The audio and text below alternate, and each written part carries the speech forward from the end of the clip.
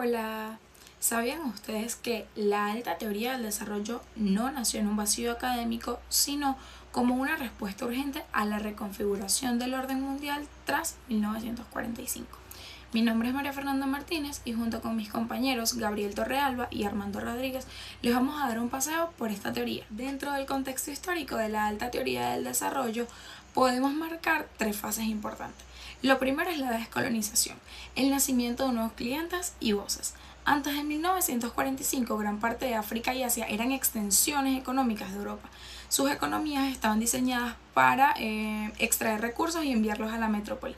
Esto tiene una implicación política importante y es que al independizarse, estas naciones como India en 1947 o Indonesia en 1949 ya no querían ser solo proveedores, necesitaban legitimidad interna. Para que los nuevos gobiernos sobrevivieran tenían que prometer una prosperidad rápida. Es aquí donde ellos se dan cuenta de que tenían soberanía política pero dependencia económica. La alta teoría surge como el manual de instrucciones para que estos nuevos países dejaran de ser colonias en la práctica. Posterior a esto tenemos la Guerra Fría y este es el desarrollo como un muro de contención. Tras la Segunda Guerra Mundial el mundo se dividió en dos bandos, el capitalismo y el comunismo. La implicación estratégica por parte de Estados Unidos es que ellos temían que si los países pobres no crecían bajo el capitalismo, se pasarían al bando soviético, como una famosa teoría del dominó. Y la realidad es que el desarrollo dejó de ser un tema aburrido para la academia para volverse una prioridad de seguridad nacional. Por eso se financiaron grandes estudios y planes de ayuda, porque Occidente necesitaba demostrar que su modelo era más rápido para sacar a la gente de la miseria. Por último tenemos el colapso del comercio, conocido como la Gran Depresión en 1929. Y esto fue el golpe final al modelo de exportar materia prima e importar manufactura. Y esto es porque los precios durante la crisis, digamos que cayeron muchísimo más rápido que los productos industriales. Los países pobres trabajaban más para cobrar lo mismo. Además de que en la mente de las personas generó un escepticismo profundo hacia el libre comercio. Teóricos como Raúl Prebisch argumentaron que el comercio internacional no era justo por naturaleza, sino que tendía a beneficiar al centro, países industriales, y castigar a la periferia. Ahora vamos a hablar de las fallas estructurales de la alta teoría del desarrollo. Entendemos que la estructura productiva de un país subdesarrollado se enfrenta a una barrera de entrada masiva, la inexistencia de bienes públicos y capital social básico. Al hablar de la infraestructura como una precondición, sin una red eléctrica estable, carreteras, puertos eficientes, los costos de producción para cualquier industria privada se vuelven prohibitivos. La ausencia de estos elementos crea un entorno donde la inversión privada es racionalmente inexistente, ya que el riesgo de operar en el vacío es demasiado alto. Cuando hablamos de factor humano, no se trata solamente de la falta de trabajadores, sino de la falta de capacidades técnicas específicas y de un entorno de salud que permita la productividad. La alta teoría identifica que el capital humano no se genera espontáneamente, sino que requiere una masa crítica de actividad industrial previa. En una economía donde la mayoría de la población vive en niveles de subsistencia, no hay compradores para productos industriales. Si un emprendedor decide instalar una planta de refrigeradores, fracasará porque no hay quien pueda pagarlos. Al no haber compradores, no hay fábricas. Si no hay fábricas, no hay empleados asalariados. Al no haber empleo, la gente sigue sin poder pagar los productos. La alta teoría postula que el mercado es un excelente mecanismo para ajustar precios de bienes existentes, pero un pésimo mecanismo para crear nuevas estructuras industriales. En términos técnicos, esto se denomina equilibrio de bajo nivel. El sistema está atrapado en un punto donde la inacción es la respuesta más lógica para cada individuo, aunque para la sociedad en su conjunto sea desastroso. Superar este fallo estructural requiere una entidad superior, una intervención del Estado central, para que garantice que todas las piezas del rompecabezas industrial se puedan mover al mismo tiempo. Como tercer punto tenemos los círculos viciosos y la tesis del crecimiento equilibrado. Ragnar introdujo una de las premisas más potentes y a la vez desoladoras de esta disciplina. Un país es pobre porque es pobre. Esta frase, lejos de ser una locura, encierra una descripción sistemática de cómo las variables económicas en las naciones subdesarrolladas se entrelazan para perpetuar el estancamiento. Para Ragnar, la pobreza no era un estado transitorio, sino un equilibrio dinámico, donde las variables tienden a mantenerse en un nivel muy bajo de actividad, pero están allí, o sea, no es que están ausentes. Analizando este círculo vicioso por el lado de la oferta tenemos 4 puntos clave. Lo primero es la baja productividad, y esto es debido a la falta de herramientas y tecnologías. El trabajador va a producir menos por naturaleza. Lo segundo es el bajo ingreso real. Como la producción es escasa, el ingreso es generado apenas suficiente para la subsistencia. Lo tercero es la incapacidad para ahorrar. Y esto es que, bueno, al nuestros ingresos ser bajos, bueno, vamos a destinar casi que todo a nuestros gastos o a nuestras necesidades. Lo cuarto es la falta de capital. Sin ahorro no hay inversión y sin inversión no se pueden adquirir maquinarias que aumenten esta productividad. Ahora, por el lado de la demanda, es como ese incentivo a invertir. Ragnar argumenta que incluso si el país logra obtener capital, por ejemplo, mediante ayuda externa, se enfrentaría a un segundo obstáculo, la falta de incentivos para ese capital. Aquí tenemos el mercado limitado como una economía donde la mayoría es pobre. No existe un mercado masivo que justifique esta producción industrial a gran escala. Y lo segundo es el desincentivo del empresario. Un inversionista racional no construirá una fábrica sin saber que la gente no tiene dinero para comprar. Por lo tanto, el capital disponible se desvía hacia el consumo de lujo y bueno, salen las fugas de capitales. La solución de todo este problema reside en la aplicación simultánea de capital y una amplia gama de industrias diferentes. El razonamiento es el siguiente. Si se crean 100 industrias al mismo tiempo, los trabajadores de la fábrica de zapatos tendrán empleo y salario para comprar camisas en las fábricas textiles y a su vez los trabajadores de las fábricas textiles podrán adquirir alimentos y así sucesivamente.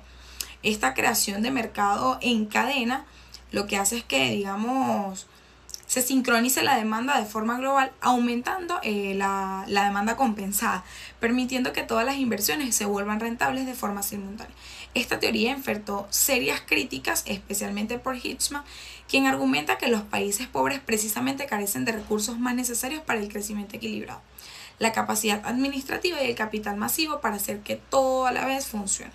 A pesar de esto, el modelo de Norix sigue siendo una referencia base para entender por qué para la economía, digamos, es importante esta ayuda de forma cooperativa. Bueno, para entender el modelo dual de Arthur Lewis, primero hay que partir de una idea clara. Las economías subdesarrolladas no funcionan como un solo sistema homogéneo, sino que están divididas en dos sectores que conviven al mismo tiempo, pero bajo reglas completamente distintas. Lewis llama a esto una economía dual. Por un lado tenemos un sector tradicional y por el otro encontramos el sector moderno. El desarrollo económico, según este modelo, ocurre cuando el sector moderno comienza a crecer y absorbe progresivamente la mano de obra que sobra en el sector tradicional. Ahora bien, ¿cómo es que cada uno de estos sectores? Primero está el sector tradicional, que generalmente es el mundo rural, la agricultura de subsistencia. Aquí encontramos actividades artesanales, pequeñas parcelas familiares y bueno, aquí el capital es escaso, la tecnología es muy básica y el ingreso apenas alcanza para sobrevivir. Lo más importante es que existe un excedente de mano de obra y hay tantas personas trabajando la tierra que la productividad marginal del trabajo es prácticamente cero. Es decir, si varias personas abandonan el campo para irse a la ciudad, la producción agrícola total no caería, simplemente están de más. En contraste a esto está el sector moderno o sector capitalista, que es el urbano, industrial y tecnológico. Este sector se utiliza el capital reproducible, maquinaria de fábricas y contrata trabajadores con el objetivo de maximizar beneficios. Aquí la lógica es completamente distinta, producir más, ganar más y reinvertir constantemente. Y aquí está la genialidad de Lewis, entender que estos mundos coexisten dentro de un mismo país, pero no operan con las mismas reglas. Esa dualidad, según él, es una de las características centrales de su desarrollo. Ahora, ¿qué impulsa el desarrollo económico? Para Lewis, el motor del crecimiento es la transferencia de trabajo desde el sector tradicional hacia el sector moderno. Como en el campo hay trabajadores sobrantes que viven con ingresos muy bajos, el sector industrial puede atraerlos ofreciéndoles un salario un poco mayor, normalmente alrededor de un 30%, más que el nivel de subsistencia. Mientras que el sector moderno sea relativamente pequeño, la oferta de trabajo es prácticamente ilimitada. Esto significa que las empresas pueden contratar a miles de trabajadores sin la necesidad de tener que subir los salarios. Y bueno, esto nos lleva a tener un punto clave del modelo, que es el excedente capitalista. Como los salarios industriales se mantienen bajos y constantes, pero la productividad del trabajador es alta, se genera una brecha entre lo que el trabajador produce y lo que se le paga. Esta brecha es el beneficio del capitalista. Lewis asume que algo muy importante, que los capitalistas no gastan ese excedente en consumo de lujo, sino que lo reinvierten en más capital, es decir, nuevas máquinas, fábricas y tecnología. Esa reinversión genera más demanda de trabajo, lo que atrae más trabajadores del campo y bueno, más trabajadores genera más producción, más beneficios y por lo tanto más inversión. Este crea así un círculo virtuoso de acumulación que impulsa la industrialización y el crecimiento económico. Sin embargo, este proceso no dura para siempre. Lewis identifica un momento clave llamado el punto de inflexión de Lewis. Este punto ocurre cuando el sector moderno ha crecido tanto que ya no queda el excedente de mano de obra en el campo. Y bueno, a partir de este momento, la mano de obra se vuelve escasa, el sector agrícola tiene que mecanizarse para no perder producción y los salarios reales comienzan a subir tanto en la ciudad como en el... Ahora voy a pasar a la crítica al crecimiento, entendido como desarrollo, que es un punto clave dentro de la teoría del desarrollo económico. A partir de mediados del siglo XX, muchos economistas empezaron a cuestionar algo que hasta ese momento se daba casi por sentado, la idea de que si una economía crece, automáticamente se desarrolla. Las estadísticas macroeconómicas mostraban cifras muy optimistas, sobre todo en países del sur global, con tasas de crecimiento del PIB bastante altas.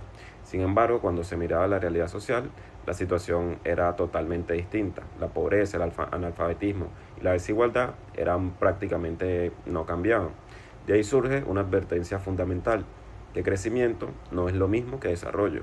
El crecimiento económico es un concepto cuantitativo, que es producir más bienes y servicios. En cambio, el desarrollo es un concepto cualitativo, producir mejor, vivir mejor y ampliar las capacidades de la población. Un país puede crecer simplemente extrayendo más petróleo o más minerales, pero si esa riqueza no se traduce en educación, tecnología, empleo productivo o mejoras reales en la calidad de vida, entonces ese país no se está desarrollando. Lo que está haciendo en el fondo es explotar sus recursos sin transformar su estructura económica. Esto nos lleva al segundo punto, que es el modelo enclave y la dependencia. Uno de los principales síntomas del crecimiento antidesarrollo es la llamada economía de enclave. Esto ocurre cuando una industria moderna y altamente productiva, como la minería o el petróleo, se instala en un país pobre, pero funciona prácticamente aislada del resto de la economía nacional. Va a utilizar este capital extranjero, tecnología importada, generando pocos encadenamientos productivos y gran parte de ganancias se van al exterior. El problema de ese tipo de crecimiento es que es frágil y dependiente, porque dependen totalmente de los precios internacionales de las materias primas. Si el precio del recurso cae, la economía entra en una crisis y queda evidencia que nunca hubo un verdadero proceso de desarrollo interno, sino una expansión temporal de los ingresos, como por ejemplo cuando pasó en Venezuela. En los casos más extremos, el crecimiento puede ser incluso perjudicial y a esto se le conoce como crecimiento empobrecedor. Este concepto describe situaciones en las que un país aumenta su producción de exportaciones, pero los términos de intercambio se deterioran tanto que termina recibiendo menos ingresos reales que antes, es decir, produce más pero gana menos. Además, el crecimiento sin desarrollo suele agravar los problemas sociales. Cuando la riqueza se centra en una pequeña élite y las estructuras sociales siguen siendo débiles, aumentan las tensiones, la desigualdad y el riesgo de inestabilidad política y social. A largo plazo, esta inestabilidad termina afectando incluso al propio crecimiento económico porque destruye las bases institucionales y sociales que lo sostienen. Por eso, como señala Celso Furtado, el desarrollo no puede reducirse a cifras de producción o crecimiento del PIB.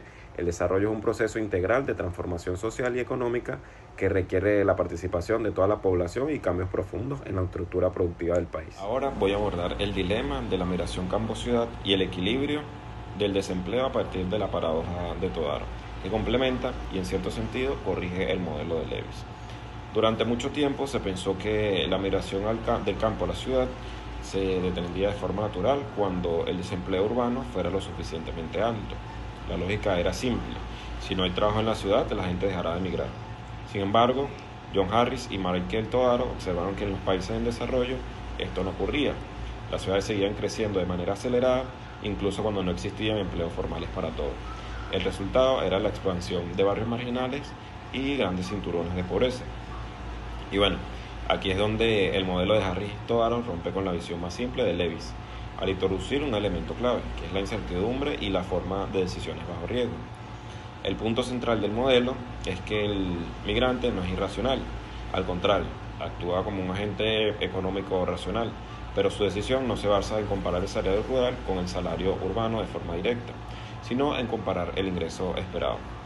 Por ejemplo, si una persona en el campo gana $20 y en la ciudad el salario formal es de $100, va a migrar siempre pensando que consigue empleo, su ganancia sea mayor al 20%, incluso si el desempleo urbano es del 50%. El ingreso esperado será de $50, que sigue siendo más del doble de lo que gana en el campo. De esta perspectiva, migrar sigue siendo una decisión racional. Este razonamiento explica por qué las ciudades se desbordan y bueno, el riesgo de quedar desempleado es un costo que el migrante está dispuesto a asumir a cambio de la posibilidad de acceder a un empleo moderno, mejores ingresos y oportunidades futuras. El modelo también ayuda a entender la existencia de los cinturones de pobreza y el cinturón y el sector informal. Los asentamientos informales no son un fallo accidental del sistema, sino una especie de sala de espera económica. Y bueno, los migrantes no logran entrar de inmediato al sector formal, no logran educar. En su lugar, sobreviven en el sector informal, ya sea como comerciante ambulante o trabajo vocacional. Con el tiempo, esta acumulación de personas en los márgenes de la ciudad genera barrios donde la infraestructura y los servicios públicos y el empleo no crecen al mismo ritmo que la población, profundizando la pobreza urbana. La conclusión más importante del modelo es lo que se conoce como la paradoja de Todaro, que tiene implicaciones muy importantes para la política económica. Bueno, según esta paradoja, cualquier intento del gobierno por crear empleos urbanos para reducir el desempleo puede terminar aumentando el desempleo total. Si el Estado crea, por ejemplo, 100 nuevos empleos en la ciudad, la probabilidad de conseguir trabajo aumenta. Esto hace que muchos campesinos decidan migrar, tal vez 50 más, y bueno, al final las personas quedan empleadas, sí, pero también hay muchas personas desempleadas, más desempleadas, más que antes. Por esto, Harry y Todaro concluyen que la verdadera solución al problema del desempleo urbano no está solo en la ciudad, sino en el campo. Mejorar la productividad agrícola, los ingresos rurales y las condiciones de vida en las zonas rurales. Reduce la diferencia del ingreso esperado y con ello el incentivo de emigrar masivamente. En palabras de Todaro, mientras que el ingreso esperado en la ciudad sea sustancialmente mayor que el ingreso rural, la migración continuará sin importar la pobreza visible en las periféricas urbanas. Ahora continuaremos hablando con lo que sería la teoría de los encadenamientos, ya que la herramienta principal del modelo de crecimiento desequilibrado de Higgs son los encadenamientos, que miden cómo una inversión llama a otras inversiones. Y Hickman identificó dos tipos fundamentales de encadenamiento. Lo que serían los encadenamientos hacia atrás, ya que ocurren cuando una nueva industria demanda insumos que antes no se producían. Por ejemplo, la creación de una industria siderúrgica genera una presión inmediata en la creación o en el desarrollo de minas de hierro y carbón, y así como en la creación de empresas, como se ve en el ejemplo, que empresas de maquinaria pesada. También tenemos los encadenamientos hacia adelante, que ocurren cuando la producción de una industria facilita la aparición de otros nuevos sectores en la economía que utilizan esos productos que genera esa nueva industria. Pues. Por ejemplo, el acero barato fomenta la creación de industrias de construcción, artilleros navales y fábricas de automóviles. La estrategia de Hickman consiste en este modelo de crecimiento desequilibrado en identificar cuáles son esos sectores con máxima capacidad de encadenamiento y invertir en ellos, dejando que el desequilibrio resultante, o sea, invertir en unos sectores y en otros no, arrastre al resto de la economía a la modernización. La teoría del Big Boom o teoría del gran impulso se fundamenta en la idea de que el desarrollo económico no puede ocurrir de manera gradual o marginal. El autor, Rosenstein Rodan, utiliza la analogía de un avión para despegar, ya que el avión para despegar necesita una velocidad crítica y así ruede por kilómetros a baja velocidad no va a poder elevarse. En términos económicos, esto significa que una pequeña inversión en una sola fábrica está destinada al fracaso debido a las individualidades. Una fábrica, por ejemplo, una fábrica necesita una planta eléctrica, pero construir una planta eléctrica solo para una fábrica es ineficiente, ya que se requiere una masa crítica de fábrica que utilicen la misma infraestructura para que los costos unitarios bajen y la inversión sea rentable. Por lo tanto, el desarrollo requiere un paquete masivo de inversiones simultáneas que superen el umbral de la pobreza. A pesar de la lógica de esto, la alta teoría de desarrollo entró en decadencia entre 1970 y 1980, La razón principal fue metodológica, ya que los economistas como Nurse o Hicksman explicaban sus ideas mediante metáforas y prosa descriptiva. La economía académica a finales del siglo XX exigía modelos matemáticos rigurosos, este, como digo, rigurosos de equilibrio general, algo más, y al no poder formalizar conceptos como clima de inversión o tensión creativa, la alta teoría fue relegada al campo de la sociología o la historia, perdiendo influencia frente al consenso de Washington. En los años 90, Paul Krugman rescató estas ideas en el olvido, ya que Krugman argumentó que los pioneros del desarrollo tenían razón, pero carecían de herramientas matemáticas de la época, ya que la teoría de juegos y los modelos de competencia imperfecta para demostrarlo. Los,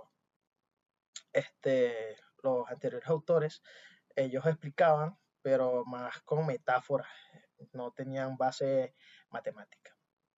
Entonces Krugman finalizó la teoría del Big Spoon, demostrando matemáticamente que en presencia de rendimientos crecientes a escalas y economías externas existen equilibrios múltiples, como el equilibrio de bajo nivel, que se puede decir que un país atrapado en la pobreza, donde nadie invierte porque más nadie lo hace, y tenemos equilibrio de alto nivel, donde un país industrializado donde la alta inversión es racional porque existen una red de soporte. La conclusión fundamental de décadas de estudios de la alta teoría de desarrollo es que el mercado, aunque es eficiente para la asignación de recursos, es incapaz de generar por sí mismo un cambio estructural necesario para superar la pobreza extrema, ya que las mismas fuerzas de la oferta y la demanda van a reforzar siempre las ventajas existentes, ya que países industrializados que siempre van a tener ventaja, ya que ellos invierten se especializan en la innovación, lo que le daría rendimientos crecientes, mientras que los países pobres, ellos quedan atrapados en lo que sería la exportación de bienes primarios, que daría lo que sería rendimientos decrecientes. Y entonces, a diferencia de la visión neoclásica que permite el desarrollo como un proceso inercial, la alta teoría nos dice que el desarrollo es un acto deliberado que requiere primordialmente de la intervención estratégica, es decir, dirección estratégica del Estado, perdón, ya que el Estado debe identificar aquellos sectores que tengan mayor encadenamiento en el caso de seguir el modelo desequilibrado de Hicksman y asegurar una estructura básica. También requiere también una coordinación económica y una transformación de la estructura económica del país, ya que no basta con crecer un 5% anual si la matriz productiva sigue siendo la misma, y a que el éxito se mide en la complejidad de la que una nación es capaz de producir. En el contexto actual de la crisis climática y automatización, el pensamiento estructural cobra una relevancia renovada, ya que las naciones que han logrado dar un salto en el desarrollo en las últimas décadas, por ejemplo China, lo hicieron aplicando con rigor los principios de gran impulso y una coordinación estratégica. En última instancia, el desarrollo no es un regalo de la mano invisible del mercado, sino el resultado de una sociedad que decide mediante sus instituciones y sus políticas transformar su realidad. Entonces, la alta teoría de desarrollo nos recuerda que su desarrollo es una estructura que puede romperse, pero solo si existe una visión y la voluntad de construir una nueva estructura. Esa fue toda la exposición. Muchas gracias.